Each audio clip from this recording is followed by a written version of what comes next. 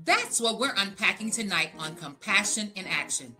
From overuse to microdosing, and whether psychedelics can help us heal. We've got an expert here to break it all down.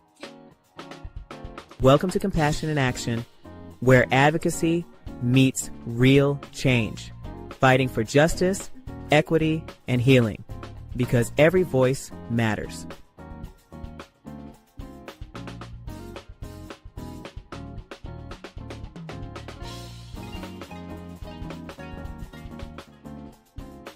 Hello, everyone, and welcome back to Compassion in Action. I'm your host, Angela, co-founder of the Georgia Medical Cannabis Society, and I'm so glad you're joining us for another powerful and purposeful conversation. This series is all about centering voices that are bringing education, advocacy, and real-world impact to the cannabis and plant medicine space. And tonight's guest is doing just that.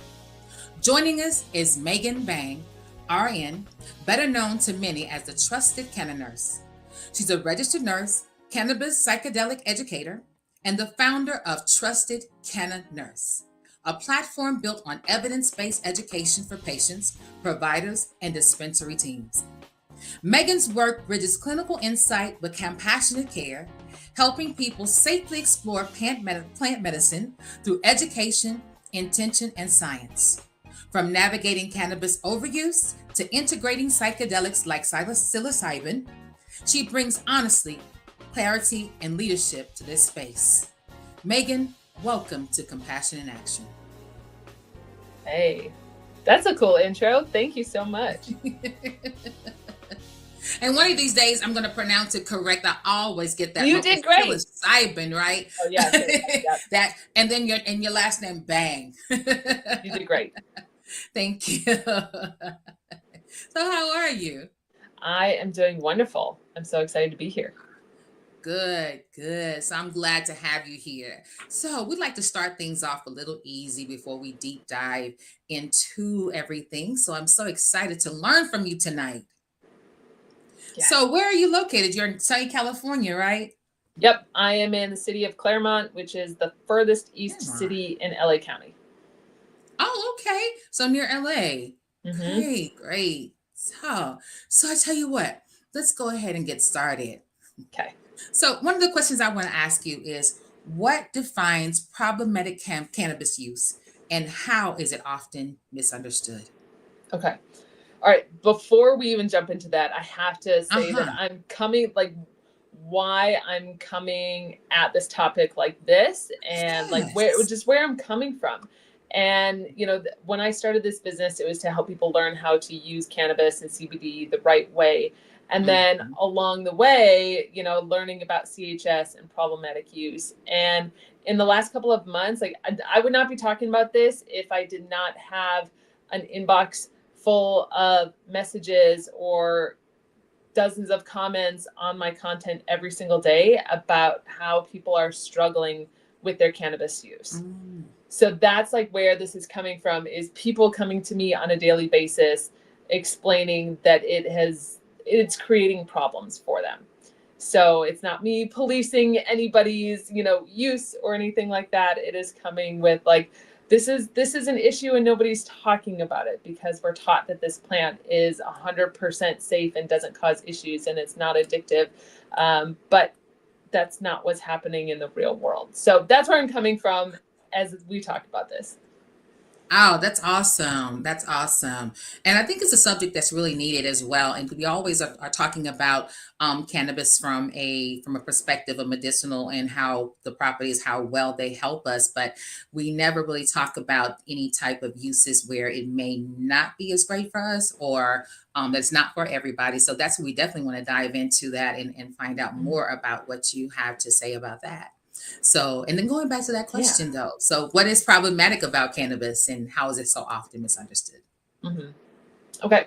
What is problematic about cannabis? I would say, that the problems that I see with cannabis and the cannabis industry is this narrative that it does not cause any harm, that it's completely benign. And if people have an issue with it, like that's their fault, or like it's a pesticide that they're consuming or something like that. So that's, I think that's, and then the more THC, the better. We see that a lot too. And that's just not true. So, so yeah, that's my answer to that. I don't know if that was where you're trying to go with that question. Yeah. So when we're talking about that, we're talking about it being misunderstood. When we look at the amount of THC that people consume, are there issues with an overabundance of THC, or overuse of it for long term? Yeah. So people can consume high doses of THC for a long period of time, and they never have any bad side effects.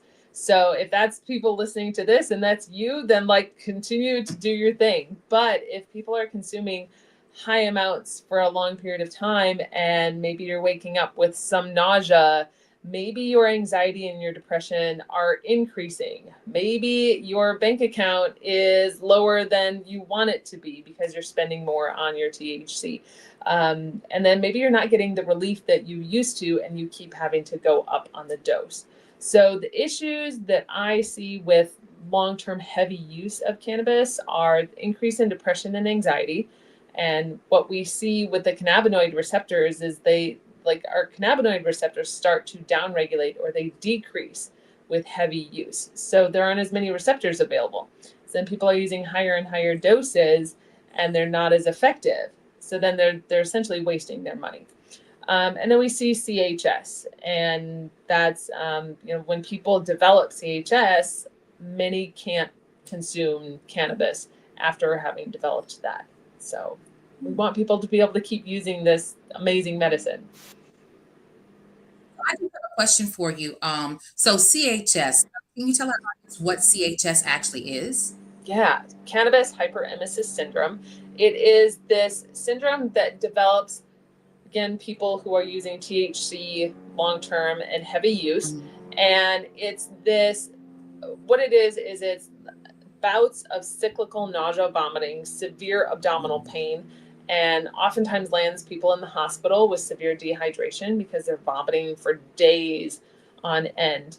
And it starts with a prodrome phase, this phase of days to weeks to even years of these prodromal symptoms, these kind of like weird symptoms, the nausea, maybe increased anxiety, especially in the morning, and alcohol intolerance. People can't tolerate alcohol anymore. They have one drink and it makes them really, really sick. A lot of people with CHS will report that. And then even people in the withdrawal period, Cody and I have seen this a lot, that people will go on vacation and then they don't take their weed with them on vacation. And then on days 2 to 3, going without the weed, they're super sick. And they, some of them end up in the hospital under Cody's care because the withdrawal triggers a CHS episode. So it's a very complex, complicated syndrome. Yeah. So I have a question. We're talking about CHS. That's a new term for me. Okay. So is that the same as what I've heard of is cannabis use disorder? Is that the same thing, or is it something different? So this is very different from cannabis use disorder. Although people with CHS will sometimes be diagnosed or have cannabis use disorder because both are associated with heavy use. So it is different than that, and there is a genetic predisposition. Ethan Russo found this a couple of years ago. He did a research study and compared people with CHS to those without CHS, and found 5 specific genes that were different between the two groups. So it seems to be like a genetic predisposition combined with heavy use of THC. And then people can get really sick. And some people, there have been reports of deaths because people get sick, super sick, and can't recover or can't stop. So what are the risks or patient outcomes that you have seen as a result of them having CHS? The risks, the biggest risk I see are the vape pens. And if that's one thing I could change about this industry, would be doing away with the vape pens, because, you know, it's isolated, super high concentrated THC that I believe that our bodies weren't meant to be blasted with multiple times a day. And then that can throw off our endocannabinoid system, our master regulatory system. It can, like, you know, instead of bringing us back into balance, it's tilting the balance the other way and causing this. And so risk factors, the heavy use of the concentrates, and then or the people who are smoking daily for years at a time can develop it. And edibles too, but not as many people with edibles. It can happen with edibles, yes. Okay, so it's vapes and edibles. You see it more with vapes than with edibles, or is it like a combination? Or in our study that we did, we collected data from over 1,100 people with CHS, and the majority of people, you know, most people are using more than one form. They're smoking and vaping, smoking and doing it edible, you know, so they're doing combinations. But the highest proportion was people who said they smoked. So, and then those one, you know, some have been smoking for 10, 20 years and then start to develop it.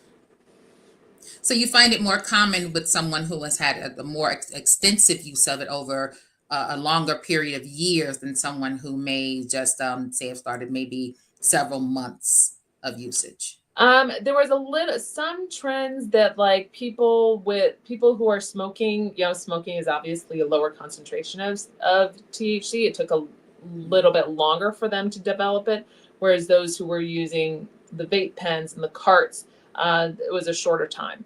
And some people developed it in under 6 months. Is this something that you can actually recover from, or is it something that where you would never be able to use cannabis again? That's a hard one. So the medical recommendation is to stop using altogether. And people will say, you know, you can never use again without some degree of symptoms. However, most people try to use again, and a lot of people do find a sweet spot where they're able to use a little bit. You know, I just had somebody comment today that she had symptoms of CHS and now takes a low dose edible and doesn't have any issues.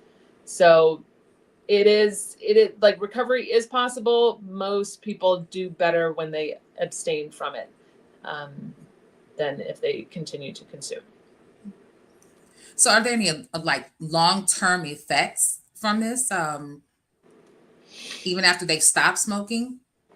That I don't know. I would imagine that there's probably like some long-term mental health effects with it, because, you know, people, cannabis was their medicine. A lot of them use both medicinally and recreationally, and it was their medicine and it was helping them, and now they no longer have that to help them. So I think that there could be some mental health effects physically once people recover. Some people will gain weight, and when they have CHS, a lot of people lose weight because they're not able to keep food down. So they're losing weight in an unhealthy way, and then they're able to gain the weight back and become a healthier weight. Some people were not underweight, but then they gain weight and then they end up a little bit heavier than they want to be. So, and I think that can be outside of CHS too, where people just stop using and may gain weight. But otherwise, people can generally make their bodies can recover and become healthy again. We do see down the line that certain foods and drinks may trigger some symptoms for people. Like alcohol still might trigger something years out from stopping. So I do have a question for you as far as say the synthetic cannabinoids, like K2 or spice. and more recently, the lab-made compounds that are showing up in unregulated markets. What should patients and providers understand about the risk and the realities of synthetic cannabinoids compared to the natural plant-derived ones? So with the synthetic cannabinoids, K2 and spice they're not on the market anymore, but Delta 8 is. Okay. Delta 8 is a Yes. synthetic cannabinoid. Mm-hmm. I think in Georgia, you guys have a lot of like the HHC, like that sort of thing. And what people need to know is that it's not natural. Like you have some, I say dudes because in my head they're all dudes and bros, like taking CBD, and then putting it in an acid to get it to convert to this cannabinoid that acts on our CB1 receptors. And the result of that process, you have like a lot of those residual chemicals may not be cleaned from the final product. So not only are you getting like this Frankenstein thing that may or may not occur naturally in the plant, you may be getting these brand new cannabinoids that nobody has ever heard of or have never been tested on humans, so we have no idea what they do. And then you may have residual chemicals. And so people should not be consuming, or I'm never recommending people consume synthetic or semi-synthetic cannabinoids. So are you finding more with the patients that are utilizing more the synthetic or the natural plant that have CHS, or they're not a difference? This is definitely a myth that people will say you can't get CHS from consuming like the whole plant. But you can, because people are getting it from smoking flower. People are getting it from consuming Delta 8 and HHC, and everything that's on the hemp market, which is semi-synthetic. So people are getting it from all the cannabinoids. Sorry, not all the cannabinoids. I don't want to say that. They're not getting it from CBD or CBG. They're getting it from the cannabinoids that activate our CB1 receptors. Okay. So with that, so what should the consumers pretty much be cautious about when it comes to these different compounds that are, marketed out there? They need to don't get your stuff from a gas station. Be cautious of the stuff that you get from like a hemp shop. And there are legit places online that sell THCA is going to be the closest thing to the natural plant, right? Because that is supposed to not be sprayed. It still might have pesticides in it, but it's not like Delta 8 that has been converted. THC is a natural marijuana plant. So if people need THC and they don't have legal access, then THCA may be the safer option compared to Delta 8 or even some Delta 9 products. Okay. But still, I said, even though you're seeing the hemp stores, just be careful of where you're getting the THCA from, just in case it's they're spraying it or what have you. Just make sure that you know where the source. Know where it's coming from. Yeah.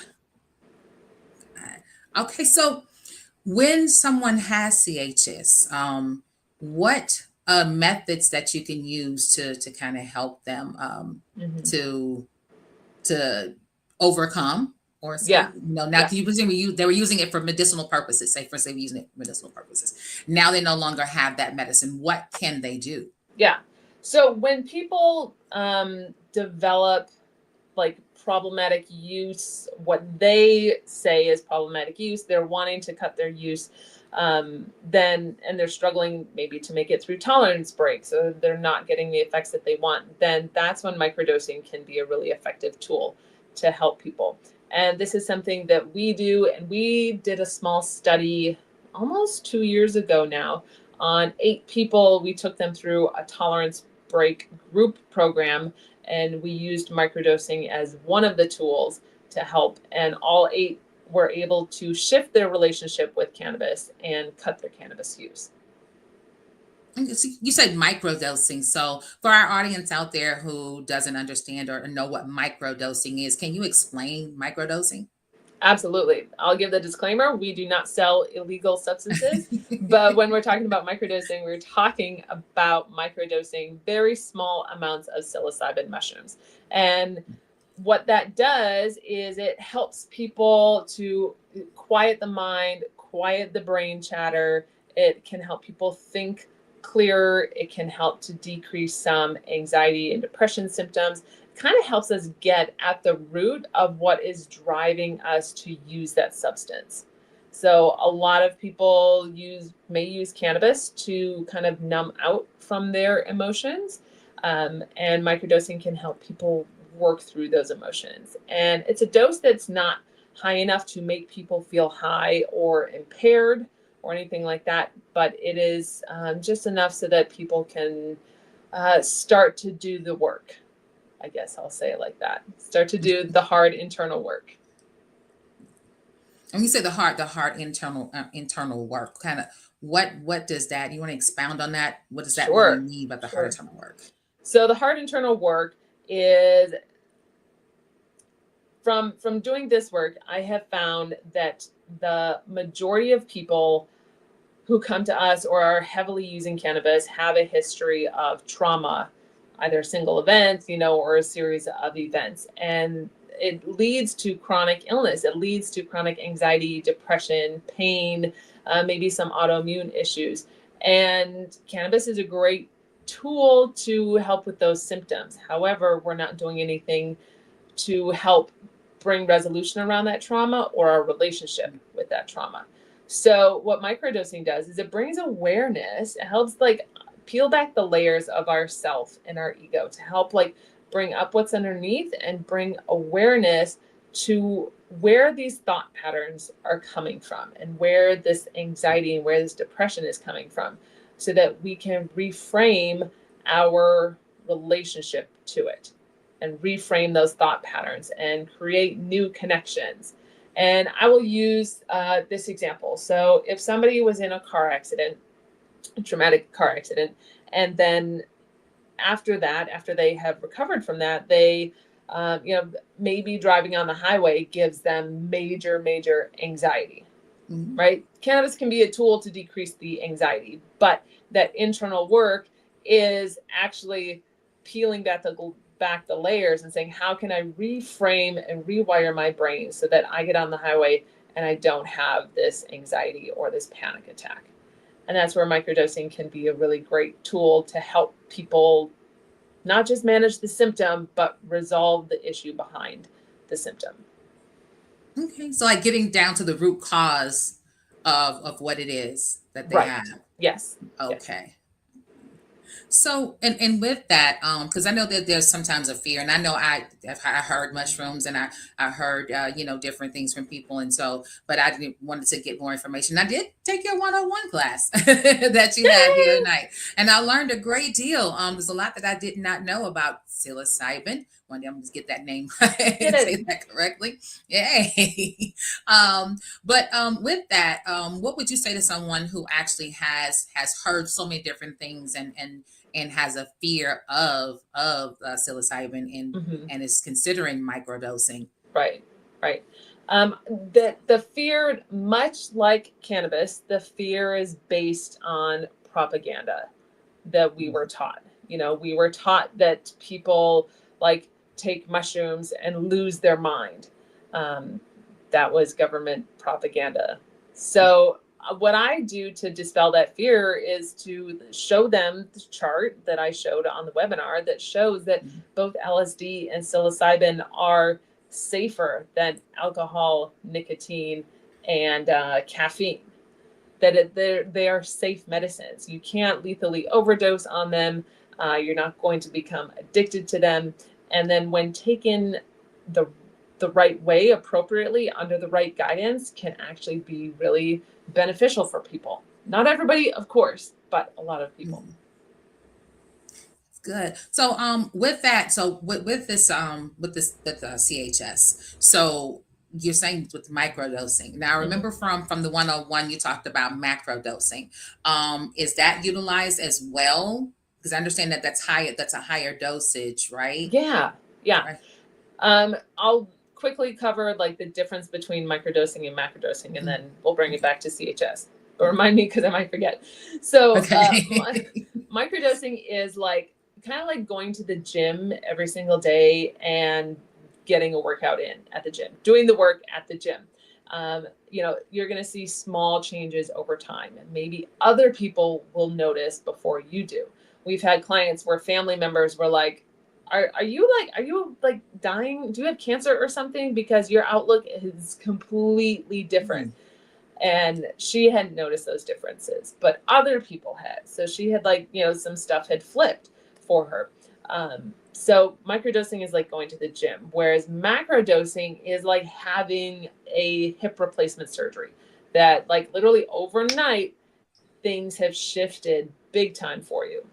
But you still have to do the therapy, the physical therapy, and the integration afterwards so that you can integrate this new hip into your life. So that's kind of the difference. And of course, like microdosing, most people can take a microdose and go to work. Macrodosing is where you're setting aside like an entire day or night to go on a journey where you are altering your perception. And you're not driving, when you take a larger dose. And then bringing it back to CHS and how CHS fits into this. So microdosing can help with the dependency part of CHS. So whether or not people get CHS, if they're heavy users and they're dependent on it and they want to shift that relationship, that's where microdosing can come in. It's not going to, especially if people are in acute episodes with the continuous nausea and vomiting, like mushrooms aren't the time for that. Mushrooms are like for after they have recovered and they're ready to, again, start doing the work, the internal work to shift their relationship with the plant and depend on it less. So if someone has CHS, how long is it before they can microdose? So you said you want to have the recovery period first, right? Yeah. Okay. Recovery can take sometimes weeks, sometimes months for people. So it really depends. I like to use this analogy that like, okay, if your life is like a vase and something happened to cause the vase to shatter, and that could be like your CHS, that could be a traumatic episode or a terrible event or something.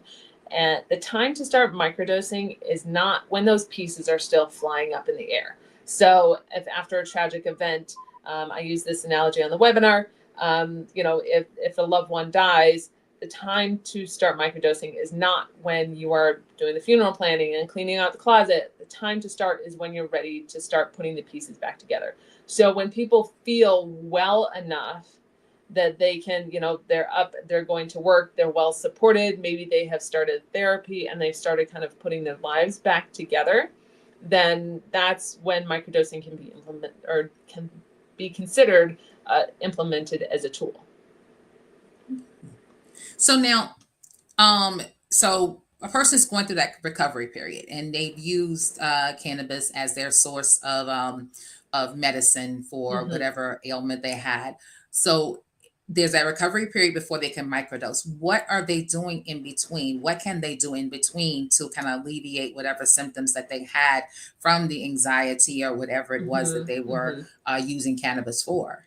So this is something that I will connect you with a nurse who works directly with patients who are going through CHS, and her name is Katie, and she recommends like magnesium is great for anxiety and digestive enzymes. And there are different tools, different medications that work better than others for the nausea, and different things for the pain. CBD is not recommended for people with CHS because it can trigger episodes also. But I would like to defer to her on like exactly what she uses for people in the recovery period, because she is definitely more in it than I am. Okay. So with CHS, I'm kind of getting back to that a little bit. So are there any particular age, like say for instance, is it older or like 30-ish or Mhm. what have you? If is there any age difference in who has CHS or who suffers from it more, or the symptoms of it is greater? Yeah, I will say that the younger generation is more. We see the numbers are higher in the younger generation, in the 20s to early 30s. And the use patterns, I mean, these are people who are using multiple times a day, 4, 5, 6 plus times a day. With, if they're inhaling edibles, less so, maybe 1 to 2 times a day with an edible, but we don't know what the dose is. So yeah, those are the people that are at, I think, at the highest risk. Although we do see older people, but I think the older people aren't using as heavy as the younger people. So that's probably why we see it more. Okay, because I brought that up because we were talking about the long-term use of it, and so I guess what it just depends upon, I guess, how early in life they started when we're looking at long-term Yeah, use. yeah, So that's when you and see the and older generation. yeah, and a lot of people start using in their teens, and then after 10 years of smoking every day since they were 15, they start developing symptoms. Or maybe they start using a vape pen when they're 21, and then they start developing symptoms 6 months later. I would love to see if, if when people start using younger, is that time frame shorter than if they start using as an adult? We don't, like, that's, we need some research on that, but I'm curious. So now, when patients actually go to, like you're talking about, the patients go to the hospital when they start having these particular symptoms, is there any time that you would see that people are misdiagnosed with Mhm. CHS in that time? Yes, Tell me a little yeah. bit about that. There's definitely a big problem with both overdiagnosis and underdiagnosis. People go in with severe abdominal pain and nausea, vomiting, and then they admit to using cannabis, and then doctors oftentimes jump to CHS, and it was something else that caused it.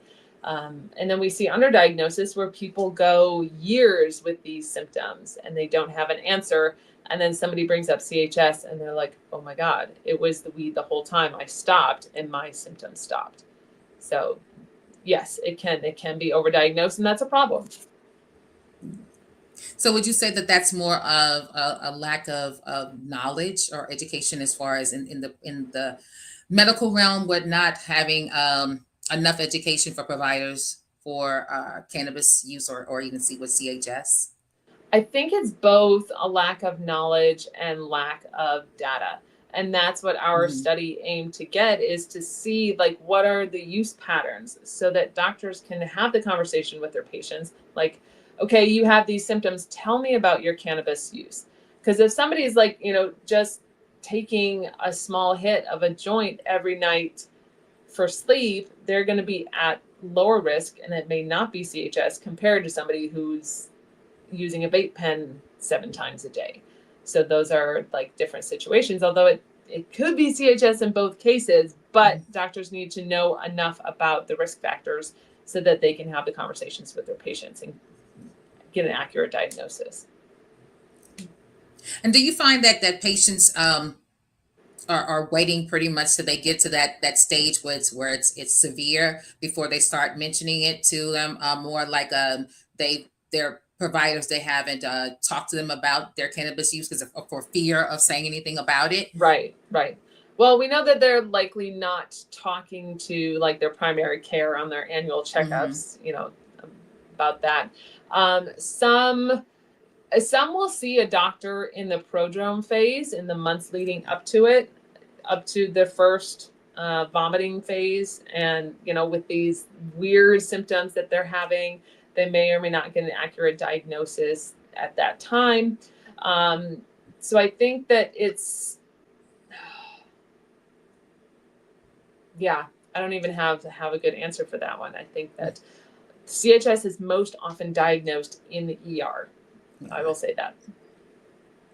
So now, a couple of times you've mentioned phases. So there's different phases of CHS. Yes, yes. There's the prodrome phase. This can last weeks, months, or years. And this is characterized by people are waking up with nausea, maybe they're throwing up a little bit every morning. They have abdominal pain, this weird, obscure abdominal pain, and no answer to it. So that is, that's the prodrome phase. And people oftentimes, like if people are paying enough attention, then they can stop their use in that phase, and then their symptoms go away. They don't fully develop CHS.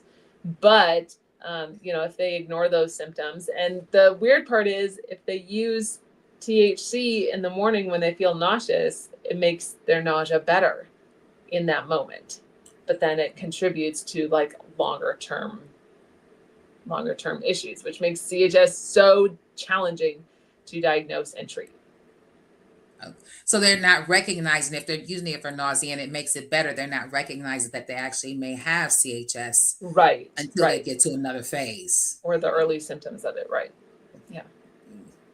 So how would someone get more information about CHS if they wanted? Because besides Google, because we don't always want to trust everything that we're Googling, so we don't know how credible that information is. So if a person wanted to learn more about CHS and just to kind of, I don't want to say self-diagnose, but just to understand if that they're going through before they get to a different stage, where would they get information? Since Google is so unreliable, I usually send people to the Facebook groups online, the communities of people who are actively going through this and who can share their experiences of their symptoms. So and one of them, and again, the leader of one of the Facebook groups, I will connect you with. It's called, the Facebook group is called CHS, a safe place to grow and learn. But there are many CHS Facebook groups, some with tens of thousands of people in them, all with like personal stories of CHS. Yes. Okay, I wasn't aware they had that out there, and I would say that probably would be a great place to be, of course, to deal with someone who has it, who can better explain to you what some of the symptoms are that they basically have, and also what they went through, and also provide some other resources to be able to find that. Wow.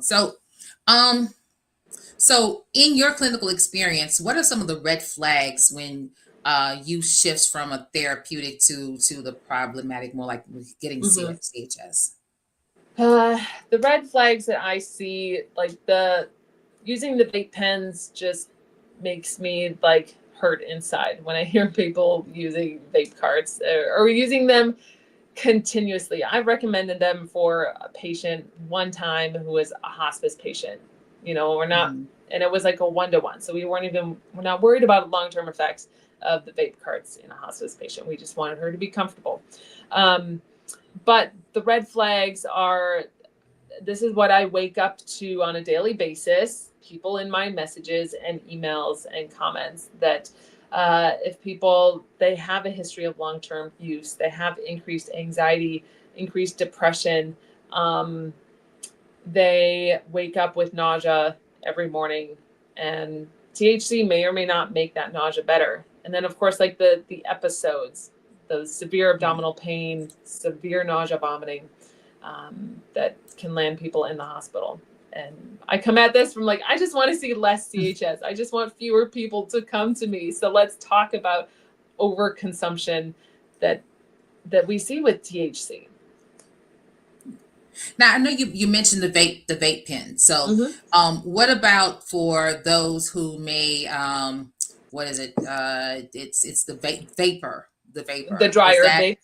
The dry, So you can still get CHS from that, but would you find that it's better to, I think the risk is lower with the dry herb vape because you're using flower, right? You're using a much lower percentage of flower, 90% THC versus 20 to 25% THC.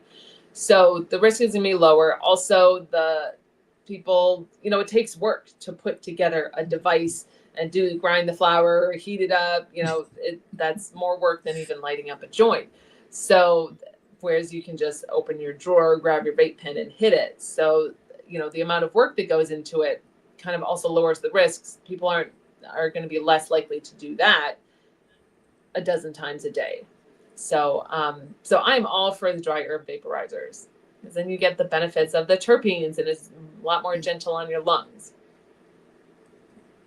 And so with that, because when you're saying a lot more gentle on your lungs, does it have any a different effect on CHS with the vapor and the pen? I think I'm going with that. It's more or less you see more of that with people using the pens than anything, because not just because of the frequency of using it, but are there any substances that's in those vapes that could potentially have a cause of that reaction other than the THC itself? I don't think so, or we don't know.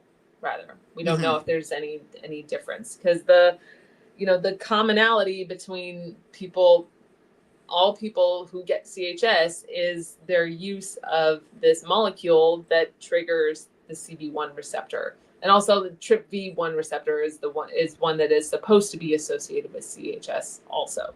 But yeah, it's the delta 8, delta 9 THC that we see. So with vaporizer, we don't know if there's a difference.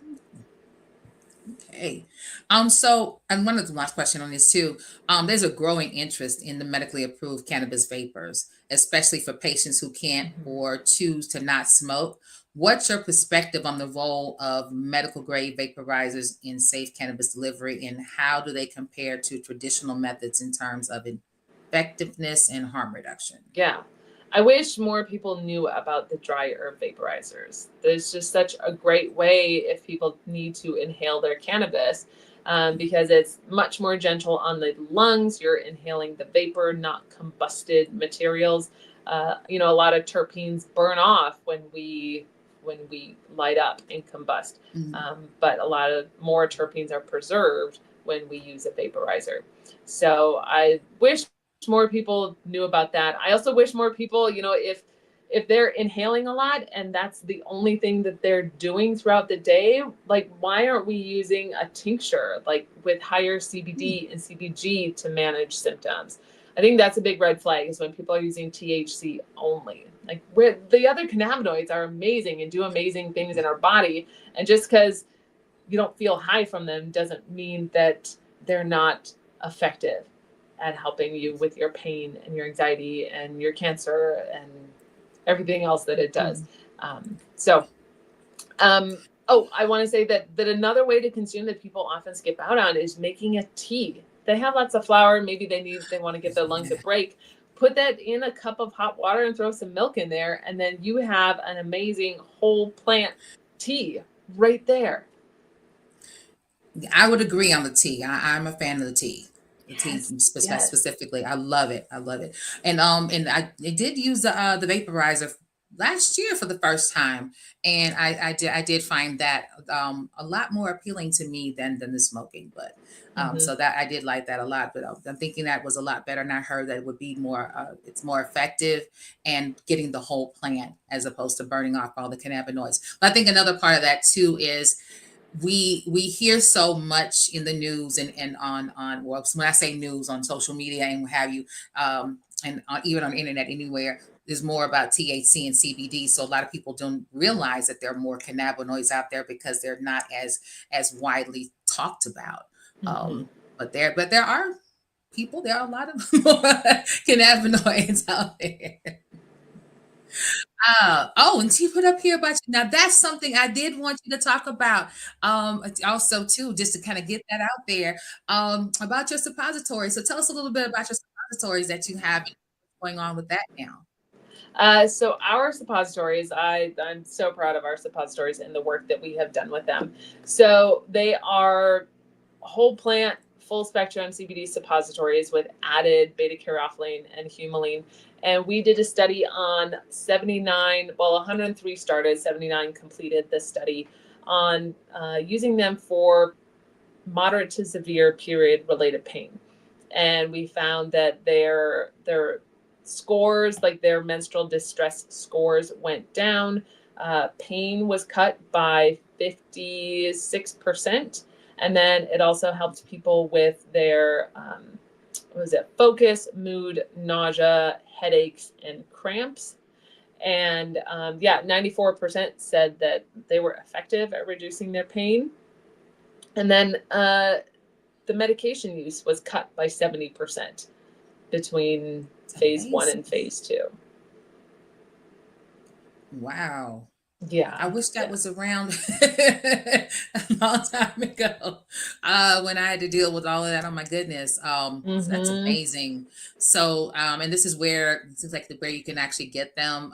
So are these in a widely available for anyone, anywhere to be able to get those? Yep. These are available online, and we ship nationwide since they're federally legal under the Farm Bill. That's the question that I was really trying to get to. Thank you for that. Just making sure that we would be able to sell to get those because of that. Okay, so it's good. That's nice.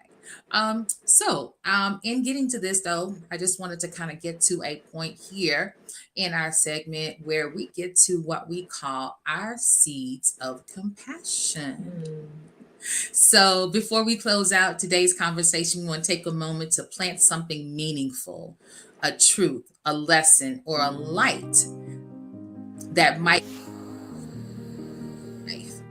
This is our Seeds of Compassion segment, where we leave you with a word of encouragement, a call to action, or a reminder that healing doesn't just happen in big moments, it happens in small ones too. So wherever you are in your journey, as a patient, an advocate, or a supporter, know that you're not alone. Every seed of compassion we plant together makes the path lighter for someone else. So Megan, do you have a seed of compassion that you would like to leave with our audience today? I would love to. Just based on our conversation today, that listen to your body and listen to the cannabis plant. She will tell you when it's time to take a break, and your body will tell you also. So I think it's really important that people kind of tune in to what their body is telling them and what the beautiful cannabis plant is telling them also. Thank you so much for that. Thank you so much for joining us today. That was a powerful insight. And you can follow Megan on social media at Trusted Canna Nurse and visit trustedcannanurse.com. Yes. Thank you so much for having me. Yes, you are so welcome. Thank you. And just want to let everybody know, just today, thank you so much for joining us. Stay tuned for other episodes we have coming up.